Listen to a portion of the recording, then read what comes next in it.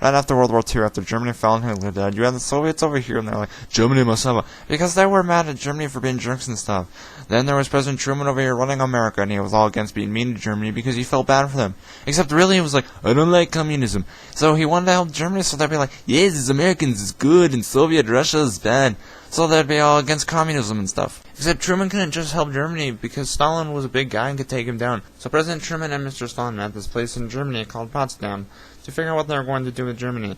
And Truman invited his friend Clement because he would have felt bad if he didn't. So they're all talking and stuff, and Stalin was like, Germany with the wrong country. And he got all angry and wanted to take stuff from Germany. But Truman and his friend were all like, but poor Germany won't have any money and they'll be poor. But Truman was actually thinking about containing communism. Then there were all these little countries that Stalin took over during the war, and he wanted to keep them because he worked hard for them. So Truman sounded like an idiot trying to save Europe, and so all the little innocent countries that Stalin took over remained under communist rule. So then this big, heavy iron curtain came down. It was actually just a metaphor for the division of communist and non-communist nations. Then Truman exploded this big, huge bomb to freak Stalin out, and it was all like, and Truman was all like, what now, huh? What are you gonna do about it?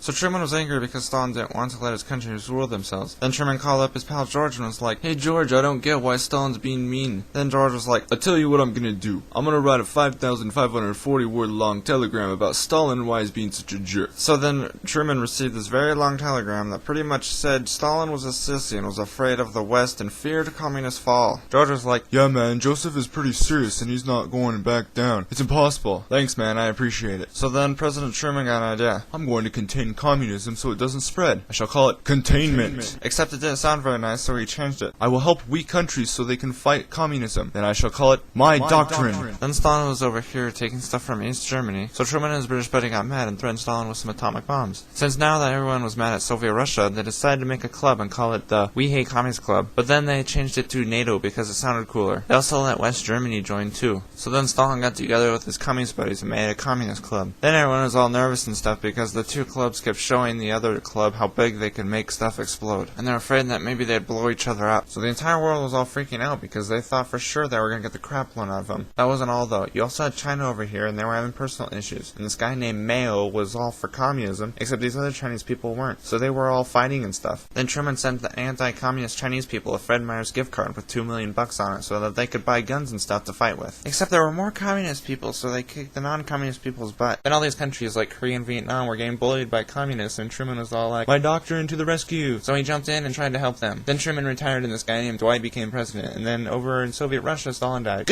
Then this guy named Khrushchev took over. Then over in America, there was this guy named McCarthy, and he was all paranoid about communists in America. So he was all like, you're a communist, I can tell. Except he was all mean and stuff, so nobody liked him. So then America was afraid that their local snails were communist spies. Then Russia threw this satellite into space, and America was like, we're stupid. And Kennedy became president and was like, America, I dare you to go to the moon. And then America did. And all this crap happened with Cuba, and Kennedy was like, I hate my job. Then like a million years later, this guy in Russia was like, this is ridiculous. And him and George H.W. Bush were like, okay, let's stop this nonsense. And the Cold War was over.